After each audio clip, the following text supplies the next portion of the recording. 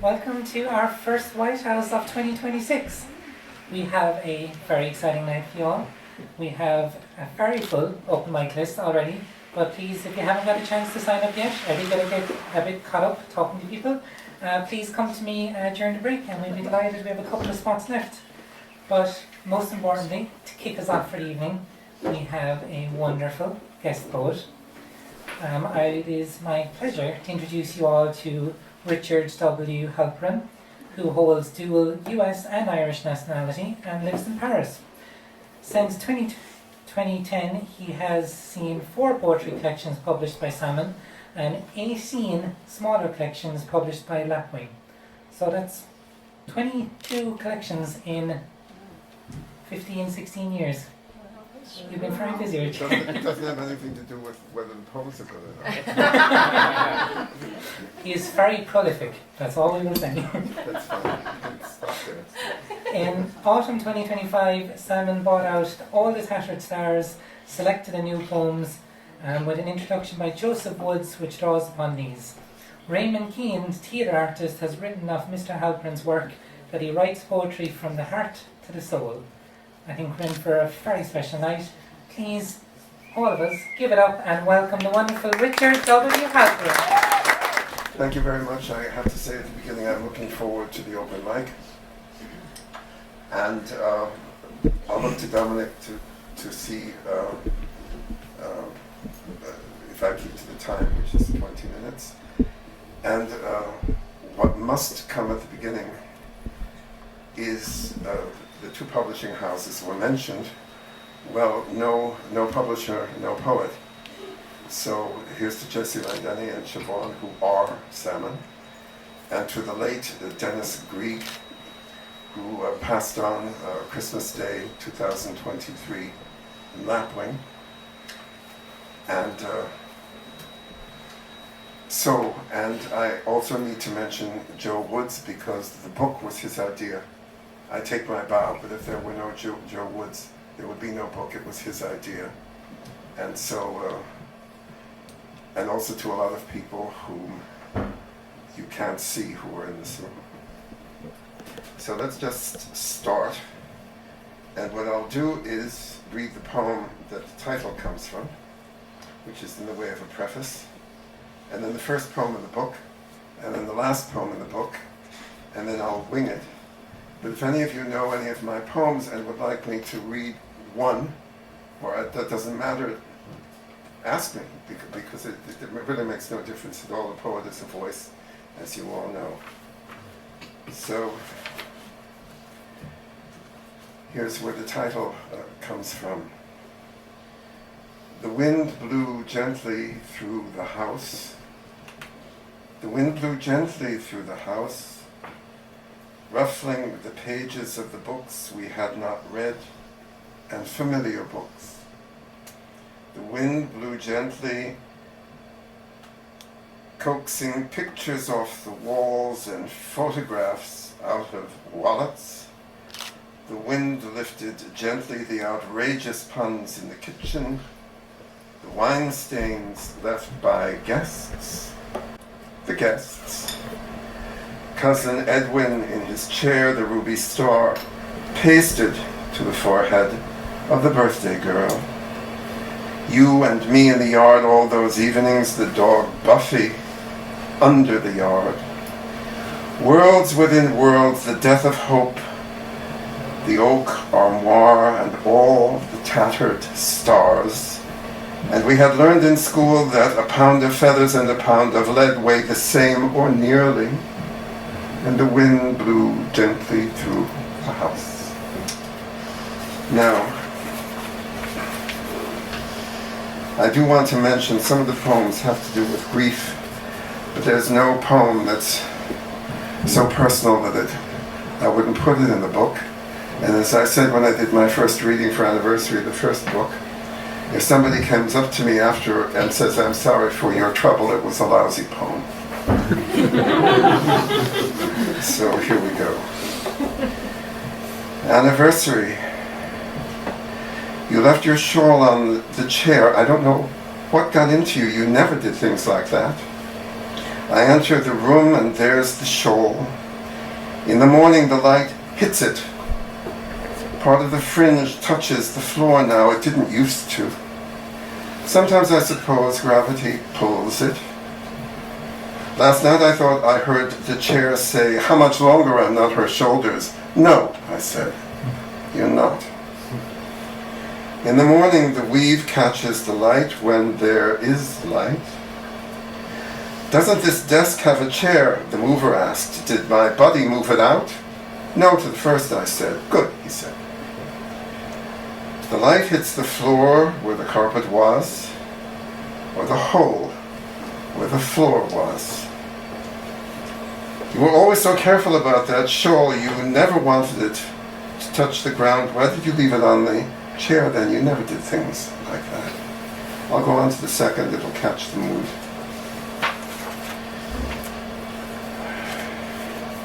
And I'll read the third toward the beginning, which has a different subject, but this one, concerning divine light. I saw it once as our boat approached Evian. We on the deck, boys diving off the pier, you too thin in the summer dress. The palm trees and casino sliding toward us, Lausanne, the other shore, sliding under us, the prow, sliding through the penultimate miracle of blue. "We don't need to come here," you said. "I've just been healed." "I know it," I said. "I can feel it." Then in the hotel you were sick again, though not so sick as 2 years later when you died. But we had crumpled up shabby little death and shabby little courage and tossed them over the side like garbage, because that's what they are in divine light. Now a third from the beginning.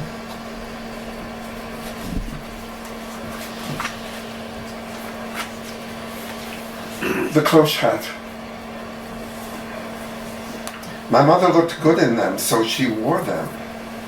When she walked out on my father, she bought a new one, green, like the woman's with the green sunshade in the National Gallery. One Saturday shortly after, we had our photo taken at the Museum of Science and Industry in Chicago, antique car wing. There we are, in the front leather seat of a Model A Ford, behind the steering wheel, I, looking out straight ahead, the little man in neat serge. She at my side in her cloche hat, prettier than Maureen O'Sullivan. Plenty happened to us later, but we'll well hide that under a green sunshade. Since I was brought up a gentleman, she too. God grant you such shade, reader. Now when I come across that photo stiff and chipped with time, I think we were never better than that, we two, side by side, together, in a front seat, going nowhere, green shade, waiting. Well, I will read one more to get it off people I knew. Nicodemus, I seek you at night because one talks better at night. I seek you in secret because I'm afraid.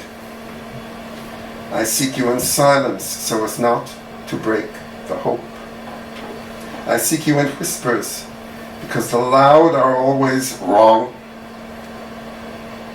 You, as the worse insomniac, receive me kindly. Your words to me do not refer to my questions. They are whiskey without the addiction, forgiveness without explanation, truth in full sedition. I cannot see your face nor you mine, which is the best mercy the small hours offer to those like me who teach for a living in the lesser light of the morning. I am sorry that neither your murderers nor followers ever think to pay you this kind of visit. Now we'll go all the way to the end for new poems. Well, actually, This is not a poem, but if it were not for these 3 paragraphs, there'd be no book, so I need to read it. It's the acknowledgement. Thanks are due to Joseph Woods for his role in the development of this book. Thanks are due to Dennis and Rini Grieg of Lapwing Publications, Belfast. The present volume draws upon poems. Dennis Grieg passed away on Christmas Day 2023. In February 2024, Mr. Halperin wrote in a preface to poems published in the internet magazine Live Encounters, Poetry and Writing, "He is everywhere in my poetry and in my life, how can he not be?" These words apply to the present volume. Venice 2, it's the last poem in the book.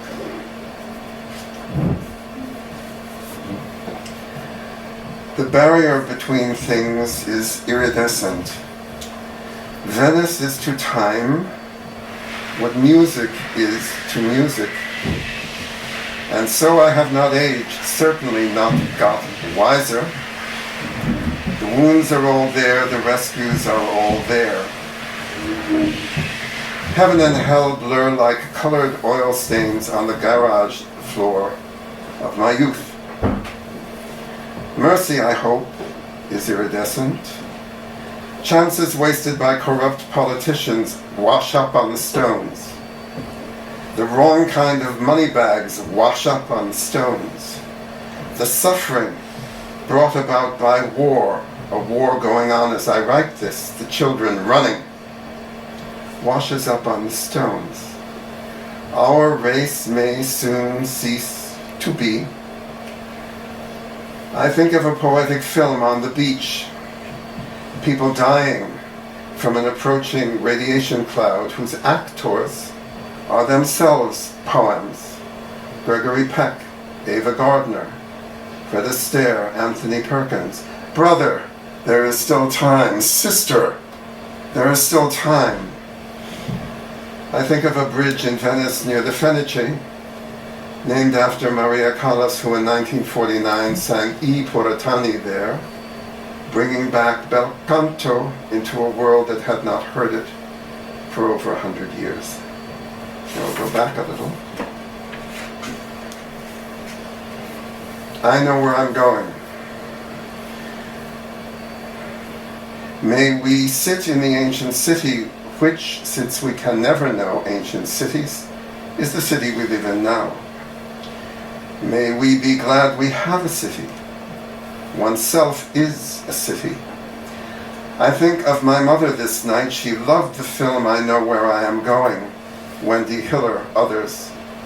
I know now what my mother knew then, that I know where I'm going and that I don't know where I'm going, the double sense which is experience. My wife took a train which I missed. I am still on the platform. I began writing poetry to show that this is what grief can look like.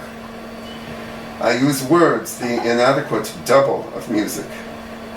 I know where I'm going and I don't know where I'm going. One tries to go forward without disgracing oneself. I have lots of good friends and I write a little. Then going backwards to this. Bird. A brown bird lands on the snow of Lady Murasaki's garden. I think the bird is Irish, but how can I know? She is not thinking of that. She's thinking of the bird on the snow.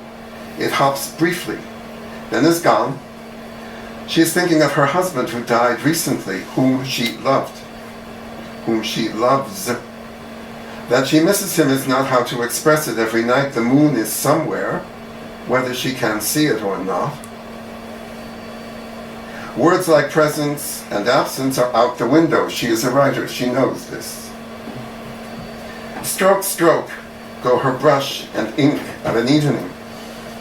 About the emperor's court, about the moon, about the Buddha of mercy, about the fact, and not necessary to say it, that words are twigs, that ink and blood and water and snow and hopping and weeping are just the hem, if that, of the garment of speechless love. I am a writer. Everything she writes, including all of the tale of Genji, is a love poem to her husband. Tell me it isn't. So we go hopping around.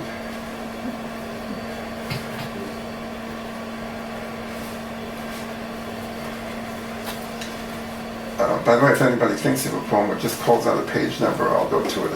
It makes absolutely no difference. A ballet for Martha. There they were, and I too a child, so I did not recognize them, crossing streets on their way. Martha Graham, Aaron Copland, others.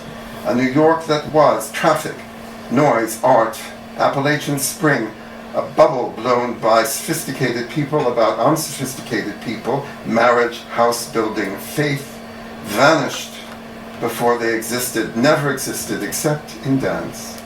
Quaker tunes which whirled them all away.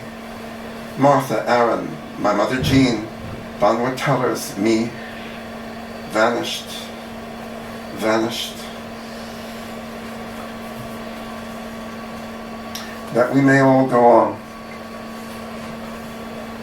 I gave a reading once in a place that shall remain nameless, and they put this on the serviettes, and it's one of the best things that could ever happen to anybody. It's quite short. That we may cry with reason, that we may know why we cry, that we may be happy in the interstices, that we may no wonder at small things and leave large things to destroy themselves, that we may not curse having been born, that we may not curse having been born to die, that we may want to go on, that we may love those who do not want to go on, that we may all go on.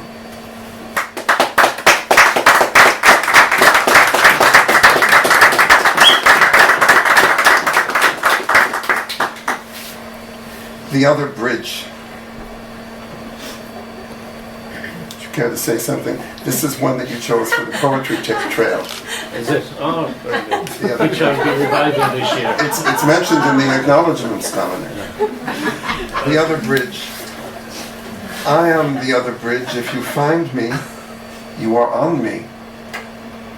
There is a kingdom of chrysanthemums, many I know live in it. My wife is sailing in a ship in the sky. You are dreaming. Then don't wake me up. An aunt has great personal beauty. It is all brain and no thought.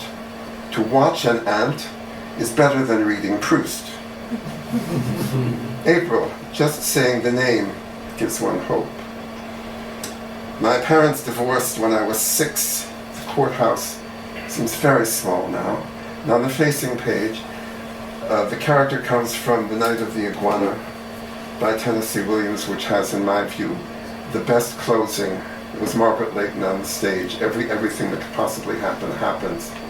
And she's facing the audience. She says, "Oh God, can't we just stop now? Everything is so quiet here." So there's a character in it, Miss Jelks. Who's the Margaret Leighton character? So it's for Miss Jelks, honey, for Tennessee Williams. A beach, I am looking out at the horizon, which means I am looking at nothing, since horizons are only constructs of the mind to help us not lose our minds when looking. The sea is actually rampant, given on what it stands. Shores may be a construct of the seas to keep the sea from losing its mind while looking. A nice hot cup of poppy seed tea for the sea, please.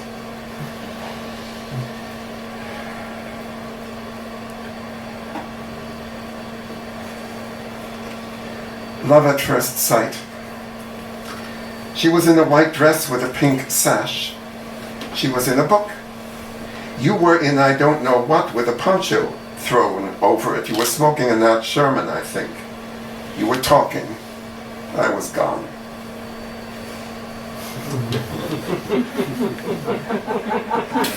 A better sorrow.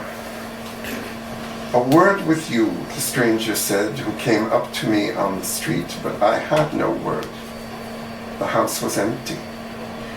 I looked up at the night of February 13th, 2013. I saw a thin crescent moon, a tilted smile.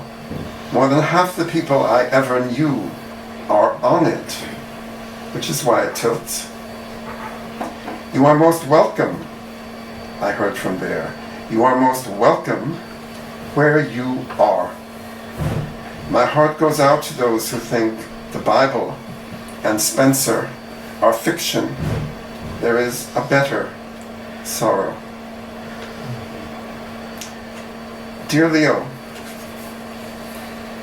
you haven't written in a while, but honestly I wasn't expecting you to. I hope you are well.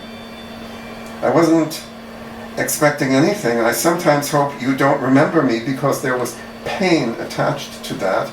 I think pain may well outlive love. So best to forget the whole package. What do I hope for you, Leo? I hope you are the same kind of happy you were when you were playing cribbage, when you were playing golf, when you were listening to Brahms. I hope you don't have to get up in the morning to go to some place you don't want to go to. I hope you don't feel like my father anymore, Leo, or anyone's. The wise leave no writing behind, and then it is up to us to read what they have not written. And I'll end with a long, if I can find it, and maybe I can, and a short. It's always best to end with a short. Leontine Price, the great singer, said, my mother told me, Leontine, better to walk out of a party than be carried out. That was just wonderful. She said she was the best Leonore Trovatore, and there's a long thing where she comes all the way down with no orchestra. And she's asked about it, she said, I say, Lord, you got me up there. Now you get me down. Yes, this is the long poem. And then there'll be a short one. To Leon. All my poems are straight reportage. A patch of orange floats on a patch of silver, which floats on a patch of speckled brown. A dragonfly is in the middle. What does it mean? Like music, it means nothing. It is. Mozart means nothing. It is. A dragonfly means nothing. I mean nothing. We are. We, and by we I mean the part we almost can't see, float on fields of color, which float on fields of color. Of this we, and by we I now mean I, take little account. The patch of orange is a collage done years ago by a good friend. Is it she, the collage? The collage is something she created which is alive, and this morning in my living room, more alive than I. Why is the brown speckled, and why did she put a dragonfly in the middle? Why not? Certain things. Chinese poetry, the thin Callas Aida, the watching of Joe DiMaggio running like an antelope, destabilize. Something is going on at which the soul stirs. A hotel employee wearing a badge that said Leon told me that unfortunately my room was not yet ready. I told him that I had come to New York from France because my wife had just died, and I needed to spend time with her mother, and was there some place I could just lie down? He told me to leave my valise and come back in an hour. When I did, he had left for the day, and his replacement gave me the key to my room. When I entered, I saw a table, and on it a votive candle, a book of matches, and a note. This may help with your tough time. Thank you, Leon. I'm going to end there.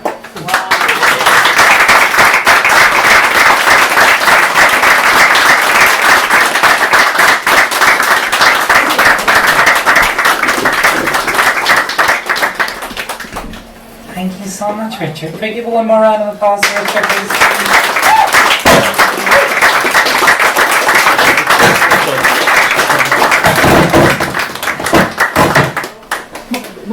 I broke the mic. Sorry. Like, that was just so, I don't know if anyone else got like very classic Hollywood vibes. Richard, your voice is so beautiful. Like, what a wonderful way to start 2026.